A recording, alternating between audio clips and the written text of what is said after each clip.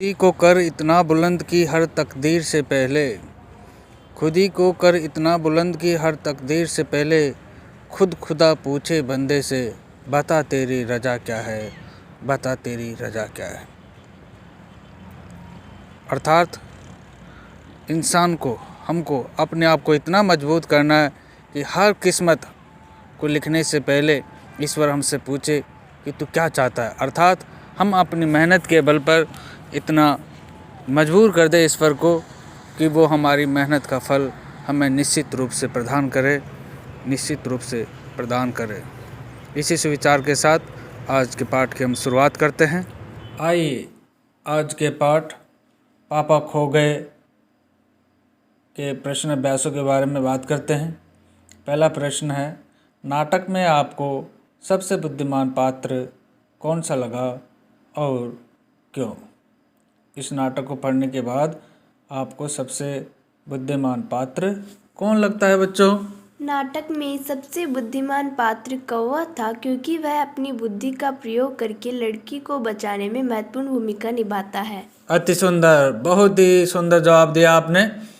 नाटक में सबसे बुद्धिमान पात्र कौवा था, क्योंकि वह अपनी बुद्धि का प्रयोग करके लड़की को बचाने में महत्वपूर्ण भूमिका निभाता है। इस तरह से सबसे बुद्धिमान पात्र कौवा माना गया है नाटक में। आइए अगले प्रश्न पर बात करते हैं। हमारा दूसरा प्रश्न क्या है बच्चों, तुम प्रश्न करना चाहोगे। पेड़ और खंबे में दोस्ती कैसे हुई। पेड़ और खंबे में दोस्ती कैसे हुई। तो बच्चों, हमने जब नाटक को पढ़ा है तो हमने देखा है, उसके आधार पर हम यूँ कह सकते हैं कि एक दिन जब आंधी पानी का तूफान आया तब खंबा गिर गया और तब पेड़ ने उसे झेल लिया, जिससे वह गिरने से बच गया। इस तरह दोनों में दोस्ती हो गई, पेड़ और खंबे में इस तरह दोस्ती हो गई। आइए अब हम अगले प्रश्न के बारे में बात करते हैं। हमारा अगला प्रश्न है, अगला प्रश्न क्या पूछना चाहोगे बच्चों। लेटर बॉक्स को सभी लाल ताऊ कहकर क्यों पुकारते थे। बहुत अच्छा प्रश्न किया आपने। तो इसका उत्तर हम इस प्रकार दे सकते हैं। लाल रंग से पुते होने के कारण उसका रंग लाल था, इसलिए सभी लेटर बॉक्स को लाल ताऊ कहकर पुकारते थे। आया समझ में अब आपको। हाँ। तो आइए अब हम अपने अगले प्रश्न की तरफ बढ़ते हैं।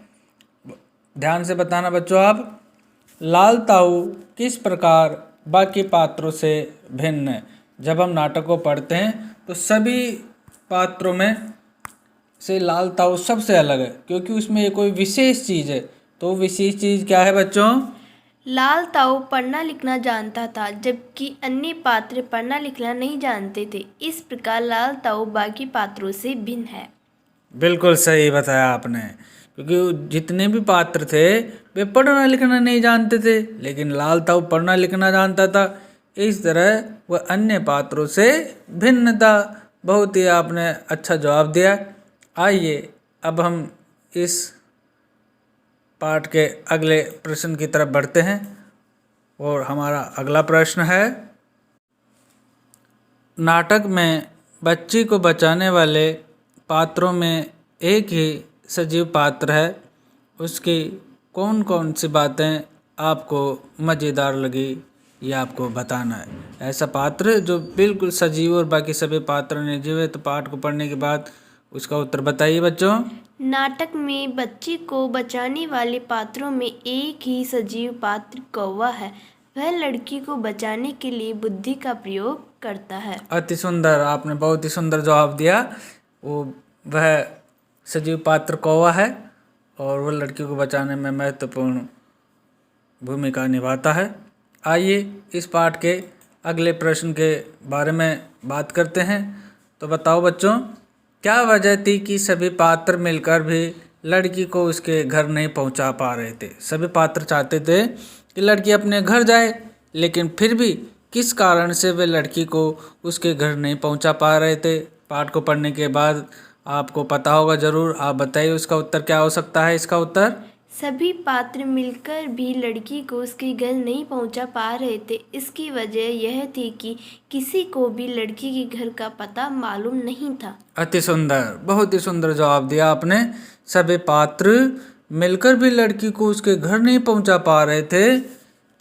इसकी वजह यह थी कि किसी को भी लड़की के घर का पता मालूम नहीं था। इस तरह हमने पाठ 7 पापा खो गए के प्रश्न अभ्यासों के बारे में चर्चा किए इस पाठ में। अब हम मिलेंगे अपने अगले पाठ में। तब तक के लिए धन्यवाद।